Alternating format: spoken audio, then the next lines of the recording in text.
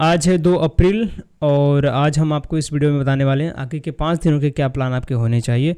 अगर कोई भी बिगिनर्स है, बेसिक से स्टार्ट करना चाहता है अपनी पढ़ाई IBPS FO के लिए, तो आपको प्री और मेंस दोनों के लिए बताएंगे। ठीक है, बहुत ही शॉर्ट रखूँगा ये वीडियो, जिसमें आपको पता चले कि भाई आपके आगे क्या पढ़ना है।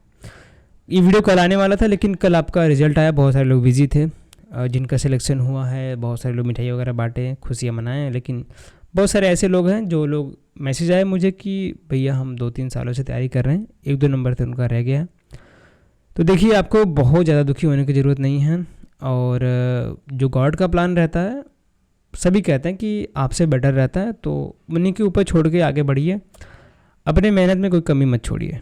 ठीक है, तो स्टार्ट करेंगे। मैं जल्दी समझाता हूँ क्या है। तो जो लोग हैं बिगिनर्स, अगर आप स्टार्ट करना चाहते हैं तो एनिमल हस्बेंड्री काफ़ी अच्छा टॉपिक है, बेसिक है। आपने थोड़ा सा आप इससे फैमिलियर हो सकते हैं। आपके घर पे गाय वगैरह रहती हैं, बचपन से आप देखते हुए आ रहे हैं, तो बेसिक जो चीज़ें रहती हैं आप इससे स्टार्ट कर सकते हैं। एक बार आप कर लेंगे, दूसरी बार रिवाइज करेंगे तो आपको बहुत सारी चीज़ें याद हो जाती हैं। ठीक है, इसमें क्वेश्चन जो आते हैं हर साल पूछे जाते हैं, और बहुत ज़्यादा डीप क्वेश्चन नहीं पूछे जाते हैं। कैटल की डिजीज़ के बारे में पूछ लेंगे, अलग अलग ब्रीड है उसके बारे में पूछ लेंगे, इंपॉर्टेंट टर्म जो है उसके बारे में क्वेश्चन पूछ लेंगे। ठीक है, तो स्टार्ट करेंगे। आपको बताते हैं कि भैया स्टार्ट कर सकते हैं आप एनिमल हस्बेंड्री से। अगर आपने कभी नहीं पढ़ा है तो थोड़ा सा आपको इस पर समय लगेगा, क्योंकि ये नया सब्जेक्ट रहता है सभी के लिए। BSc AG में बहुत ज़्यादा पढ़ाते नहीं हैं, और इसका कोई एक पर्टिकुलर रिसोर्स नहीं है। तो एनिमल हस्बेंड्री से आप बेसिक जो टर्मिनोलॉजीज़ हैं उससे स्टार्ट कर सकते हैं। ठीक है, अब आपको भी पता होगा कि IBPS जो है आपको सिलेबस देता नहीं है FO के मेंस के पेपर के लिए। तो सबसे बढ़िया तरीका रहता है कि आप पेपर निकालिए। 5 से 6 सालों के पेपर आपके पास होने चाहिए। जब आप एक बार पेपर एनालाइज करेंगे तो आपको एक पर्टिकुलर टॉपिक का आइडिया लग जाता है कि कौन से टॉपिक से क्वेश्चन पूछे गए हैं, क्या पढ़ना है, क्या छोड़ना है। बेसिक टर्मिनोलॉजीज से क्वेश्चन हर साल बने हैं, आप पेपर उठा के देख सकते हैं। और ये टर्मिनोलॉजीज एक बार में याद नहीं होती हैं, तो उसको आपको रिवाइज भी बार बार करना पड़ेगा। इसीलिए जो मैंने आपको टेबल बना के दे दिया है, ये आपको आइडिया देता हूँ मैं। ये है आपका एग्रो अकेडमी का पैडाउन मास्टर नोट्स।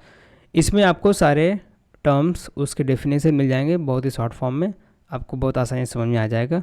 ठीक है, तो इस तरीके से इसको आप प्रिंट करा के दीवार में चिपका लो। मैं टेलीग्राम पे इसको शेयर कर दूंगा, आप जाके डाउनलोड कर सकते हैं। सारे टर्म्स के जो डेफिनेशन है उसके साथ आपको मिल जाएंगे।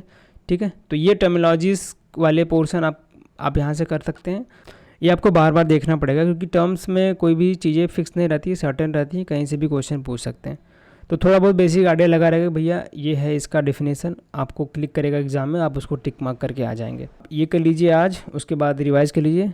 अगर बहुत ज़्यादा अगर मन नहीं कर रहा है तो 1 घंटे ही पढ़िए, 2 घंटे ही पढ़िए, लेकिन थोड़ा बहुत ज़रूर पढ़िए आप डेली।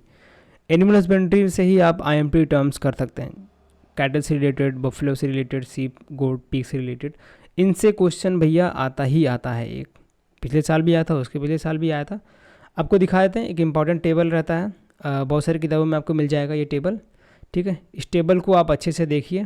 बफलो के ग्रुप को क्या बोलते हैं, सिप के ग्रुप को क्या बोलते हैं, ठीक है, एडल्ट फीमेल को क्या बोलते हैं, जो यंग मेल हो गए, एडल्ट फीमेल हो गई, कास्टेटेड मेल हो गए, उनको क्या बोलते हैं। ये टर्म्स काफ़ी इंपॉर्टेंट है, जो मैंने डेड मार्क किए हैं यहाँ पे, तो ये ऑलरेडी पूछे जा चुके हैं एग्जाम में। तो ये टेबल आपको याद होना चाहिए। जहाँ आप सोने जा रहे हैं, सोने से पहले 1-2 बार रिवाइज करके सोइए। बहुत ज़्यादा समय देने की ज़रूरत नहीं है कि एक ही दिन में सब याद कर लेंगे। धीरे धीरे एक स्पीसीज़ के बारे में एक दिन याद करेंगे, कोई टेंशन नहीं है, धीरे धीरे याद करिए और डेली इसको देखिए, तभी जाके आप एग्ज़ाम में रिकॉल कर पाएंगे। ठीक है, तो ये हो गए आपके बेसिक टर्म्स के बारे में, जो एनिमल हस्बेंड्री का IMP टर्म्स है उसके बारे में बता दिया। अगर आपने बेसिक टर्म एक बार देख लिया, उसके बाद आप स्टार्ट करते हैं आइडेंटिफिकेशन, इंडिजिनस ब्रीड और एक्जॉटिक ब्रीड। आप काउ से स्टार्ट करिए।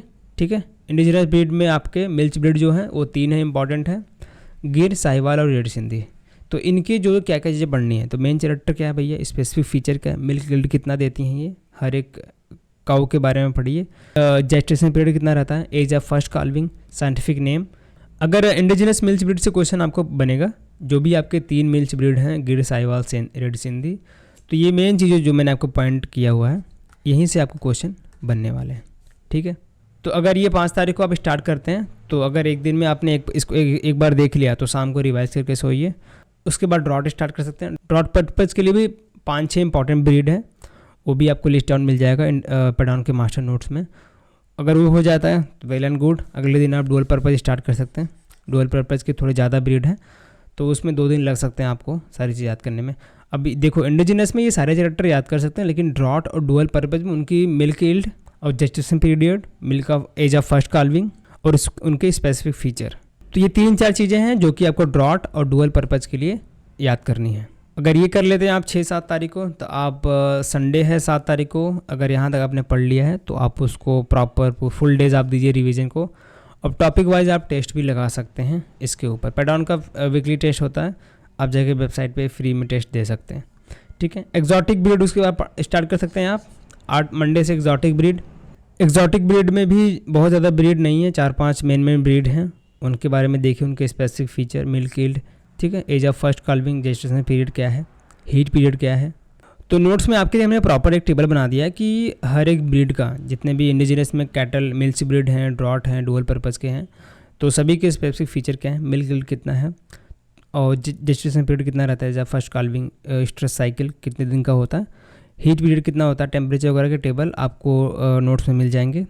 तो वहाँ से आप उसको रिवाइज़ करिए। तो एनिमल हस्बेंड्री में जो ब्रीडिंग वाला पार्ट है, ये टर्मिनोलॉजी वाला पार्ट है, एक दिन में याद नहीं होगा आपको।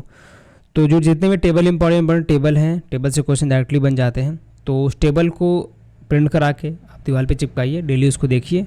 उसके साथ साथ मॉक टेस्ट दीजिए, सेक्शनल मॉक दीजिए, उस टॉपिक पे टेस्ट दीजिए। इस टॉपिक से आप अच्छा खासा पकड़ बना सकते हैं और गलतियाँ होने के चांसेस बहुत ही कम हो जाएंगे।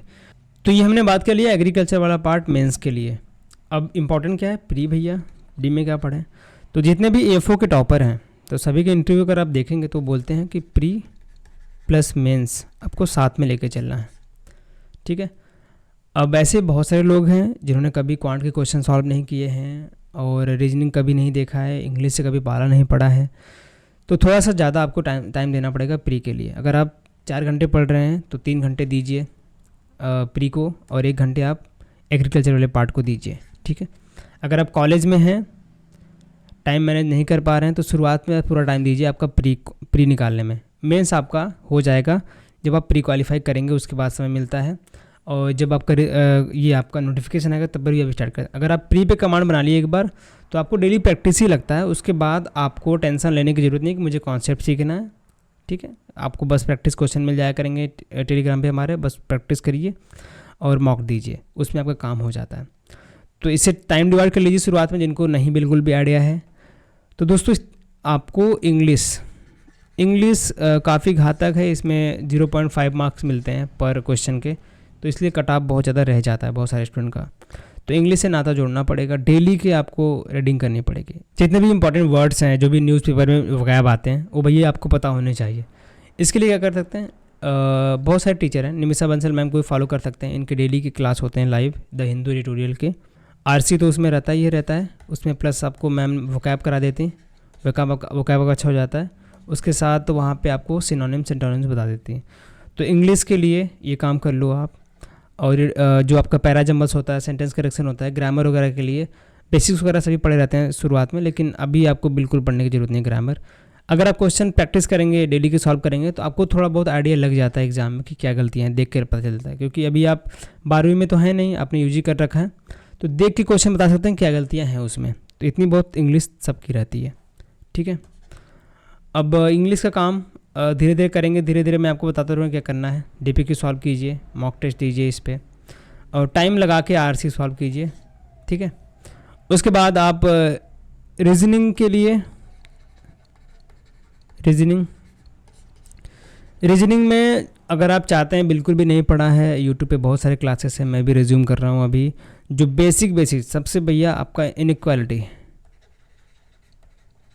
सबसे बेसिक टॉपिक, सबसे हल्का टॉपिक है। क्वेश्चन आपके आ जाते हैं 3 से 4, ठीक है, ये कर लीजिए, ठीक है। हमने इसका जो प्रॉपर ये चीज़ें हैं